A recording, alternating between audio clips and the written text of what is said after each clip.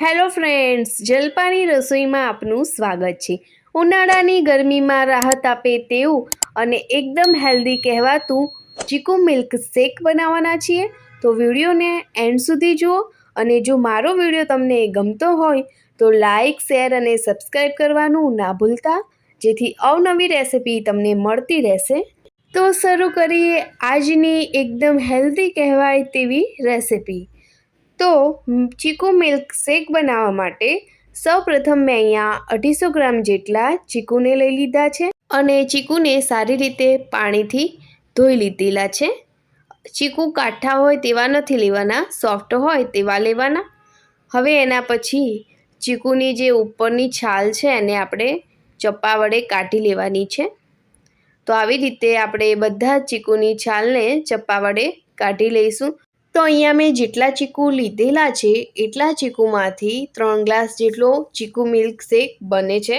તો તમે એ મુજબ ચીકુ લઈ શકો છો। અને જો બાળકોને ચીકુ કે પછી મિલ્ક ના ભાવતું હોય તો તમે જો આવી રીતે બનાવીને આપશો તો બાળકોને ચીકુ મિલ્ક શેક પીવાની ખૂબ જ મજા આવશે।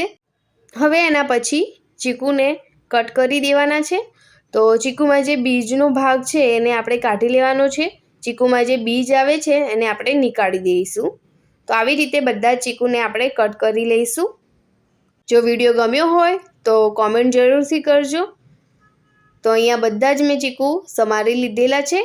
હવે એના પછી એક મોટું મિક્સર જાર લઈ લેવાનું છે અને જે સમારેલા ચીકુ છે એને આપણે એમાં ઉમેરી દઈશું।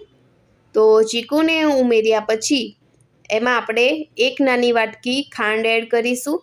તમે તમારી ગળ્યાશ પ્રમાણે ખાંડને ઉમેરી શકો છો। એના પછી એમાં 2 બાઉલ જેટલું અહીંયા મેં દૂધ ઉમેરેલું છે। તમે વધારે પણ દૂધ ઉમેરવા માંગતા હોય તો ઉમેરી શકો છો। હવે આપણે સરસ એવું ક્રશ કરી લેવાનું છે।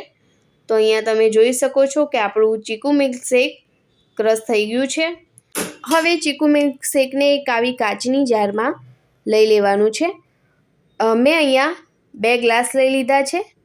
એમાં આપણે ચીકુ મિલ્ક શેક લઈ લેવાનું છે। તો બંને જ ગ્લાસમાં આપણે ચીકુ મિલ્ક શેકને લઈ લઈશું।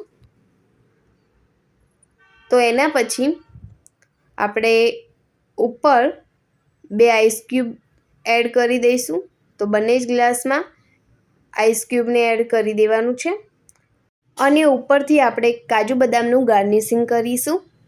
તો બંને ગ્લાસમાં આપણે કાજુ બદામને એડ કરી દેવાના છે અને એના પછી આવી રીતે એક ચીકુની સ્લાઇસને કટ કરીને ગાર્નિશિંગ કરી દેવાનું છે। તો તૈયાર છે ચીકુ મિલ્ક શેક।